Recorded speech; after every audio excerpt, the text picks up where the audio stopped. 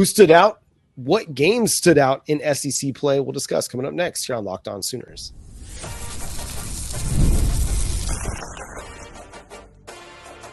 You are Locked On Sooners, your daily podcast on the Oklahoma Sooners. Part of the Locked On Podcast Network, your team every day.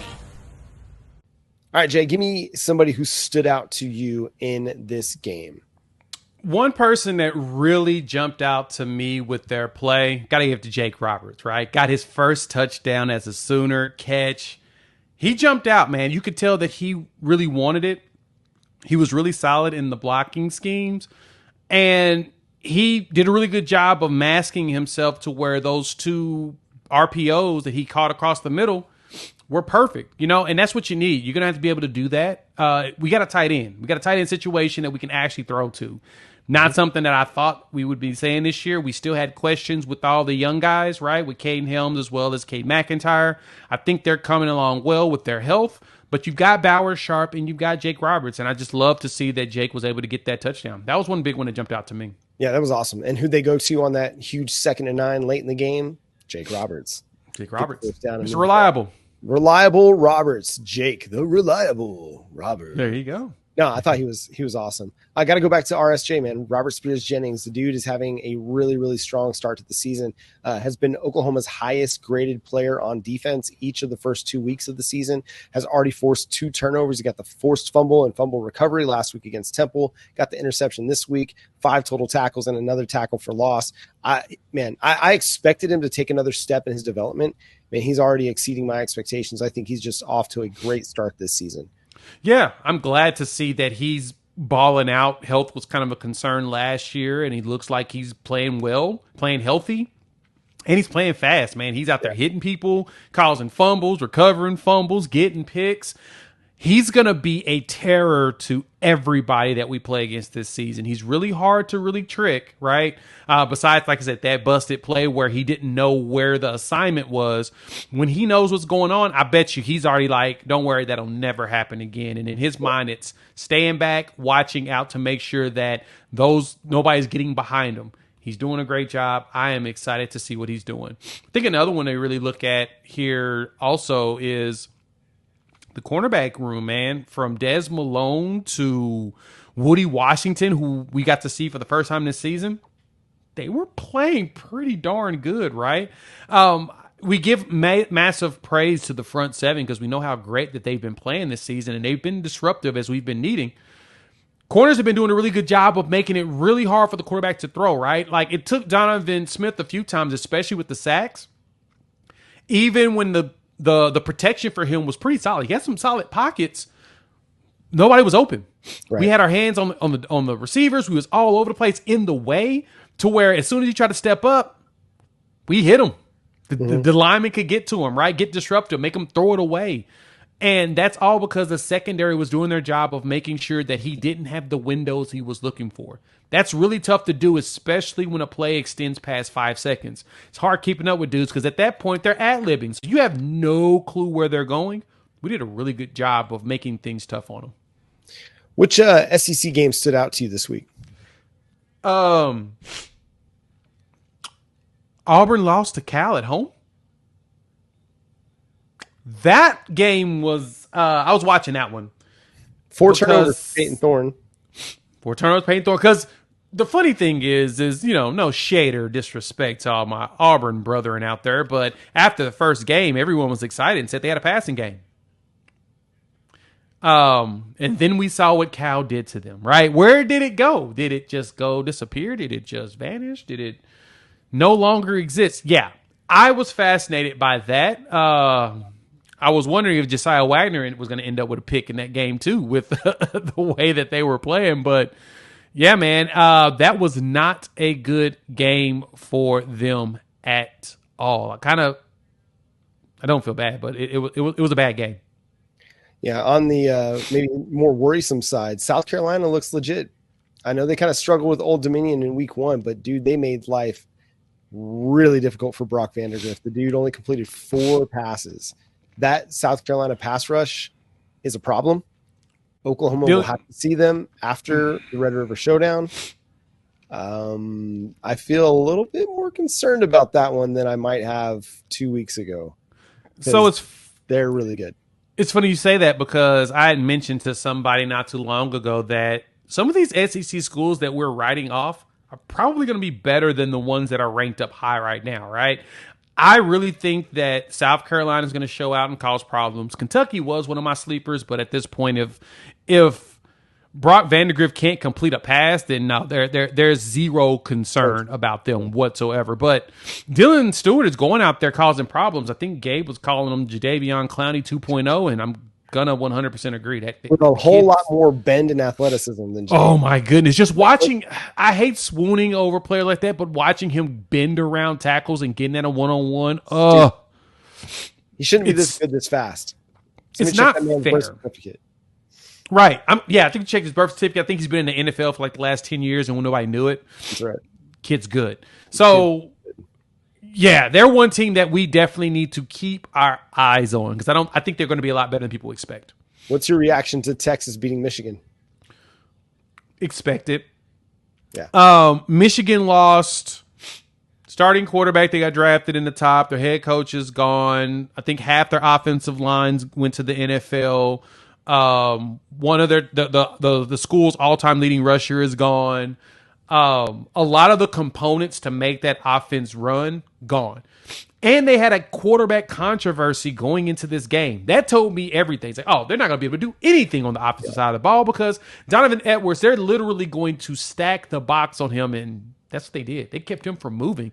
And if Alex Orji couldn't win that from after watching what we saw from Davis Warren, that tells me everything. Michigan's cooked. They're cooked. It's not going to be a good season for them. They cooked. Now, they lost 14 dudes to the NFL. Texas lost 11. But the big difference is Texas had a quarterback. Quinn Ewers looked really good. And they have an offensive line. Exactly. You brought back two components that's critical to a Sarkisian offense. Yep. Your offensive line and your quarterback. Yeah. Problem for Sharon Moore is he didn't get to bring back all of his offensive line or his quarterback as an offensive coordinator. Now you got to kind of start over, right? That's where you're starting from scratch, and this is starting from scratch season for them. They didn't have a quarterback. They probably should have played the freshman, Jaden Davis. At this point, you may as well just go with the youth movement if you got two guys fighting over a position and neither one of them can actually throw. Right. It'd be one thing if both guys were good, but neither guy looked very good. And so what does it hurt to add a third dude to the quarterback controversy? Because you got to find an answer somewhere. Otherwise, your season's going to go down the drain really, really quickly. Yep. On Texas's side, dude, they look the part, man. I'm not going to sit here and say they are the best team in the nation or number 2 or number 3 or the SEC ready, but they dominated Michigan. And that's what you do if you're a good team, is you go and you dominate. The score, even though it's 31-12, I think it could have been a lot worse than what it ended up being.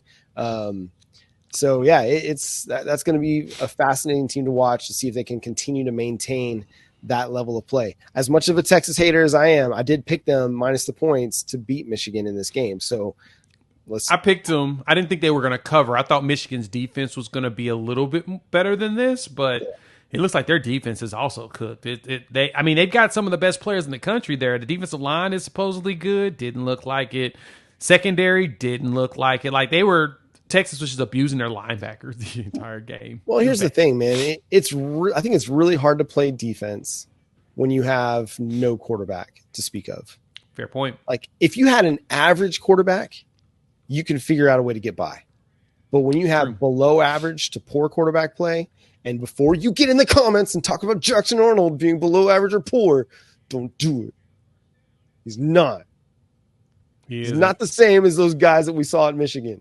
Yeah, no. We don't have that problem. That's a bad one. It makes it difficult, I think, for a defense to stay engaged because after 2 or 3 drives of watching your offense go out and flounder, you're like, well, we're done. So let's hang it up. I'm not saying that they quit or anything like that. I'm just going to say it'd be really, really hard not to. I agree. And the thing that helped them, too, they did a really good job of stopping Texas on the run, right? Texas got 143 yards, but 55 of them was an end around to Ryan Wingo. You take that off the sheet, and it was not that good of a rushing game for them. 32 carries for 90 yards. Yeah. That's not that good what you would expect out of Texas. But like you said, Quinn Ewers was out there cooking, right? And he's done well on the road as a quarterback everywhere. He when he's locked in. And that's something that we've seen. Now, I know Texas fans will come in and say, oh, he's the best quarterback, blah, blah, blah. To me, if he was as good as everyone says he was, he would have went pro last year when everybody said he was the best quarterback in college football. That's just my personal thoughts. I think that he's a solid quarterback, and he does a very good job inside of Sarkisian's system. We've got to see if he can keep that up for the entire year. Plus, we haven't seen him be healthy for a full season yet, so we'll see how that goes. I was thinking about that earlier today. I think it was just really wise by him and his inner circle to say, hey, this 2024 quarterback class is pretty deep, but 2025 is not. There's a really good chance you can make a lot more money by staying back one more year and getting drafted higher probably in 2025. Final games to touch on of note before we get out of here. Tennessee, dude, they're legit 51-10 over NC State. Nico Iamaleava just had a really solid performance. He threw 2 picks, but he also threw 2 TDs, and Dylan Sampson ran for 132 yards and 2 touchdowns. And then I'll let you talk about those if you want to here in a sec. But also of note was Alabama struggled with South Florida for 3 quarters. They needed a 28-3 fourth quarter to pull away from the Bulls. Yeah, Alabama, there's a lot of questions there, right? It just doesn't feel like the offense is clicking like you want. But then the run game jumped in, right, and made it happen at the end, and they were able to blow up the score at the end. I mean, you had Alabama fans mad, like that it took to the fourth quarter to do that. I mean, just like Sooner fans were really mad that it took to the fourth quarter to do that against Temple. But yeah, it was not as warm and fuzzy there in Alabama as you would think. But yeah, I think Nico Iamaleava is the real deal right now. I mean, he did okay in the game, 16 for 23, solid number there. Like I said, he had 2 picks as well as 2 touchdowns. Their run game is what's making it so much easier for him, right? It's like he doesn't have to do everything. Yep. And so it allows for Heupel to get him going in groove, right? He can get him into a groove or whatnot because the defense has to respect both. And, I mean, Sooner fans are going to jump in here and say, that's what we need. We just need to get our running game going, right? Shout out to Hollywood Smothers. He got himself 6 carries for 25 yards against Tennessee. Former Oklahoma commit that went back home, But Dylan Sampson looks like the real deal. 20 carries for 132. That's huge with 2 touchdowns. 20 carries. I would love to see a running back on our squad. They ran about 44 times, John. I would just like to average 4 yards per carry. Let's just go with that. Like, I don't care who does it or how many times they do it. Just give me 4 yards per carry for the game, and I'm good to go. That's going to do it for today's episode of Locked On Sooners. Thanks so much for tuning in and being a part of the show. Subscribe to the show wherever you get your podcasts. We're free and available on all podcast platforms and on YouTube. Also, go join us on the Locked On Sooners Insider Program by texting Sooners to 405-817-6711. That's 405-817-6711 to join. We'll have our discussions with you. Any questions you've got that you'd like us to answer here on the show, we will prioritize those through the Locked On Sooners Insider Program. We'll chat with you on a regular basis as well. Again, that's 405-817-6711. Follow Jay at Unfair Sports and myself at John9 Williams. The show is at Locked On Sooners on all the social media platforms. And again, shout out to all the everydayers for making Locked On Sooners their first listen every single day. But until next time, he's Jay Smith. I'm John Williams. We'll catch you then. Boomer. Sooner.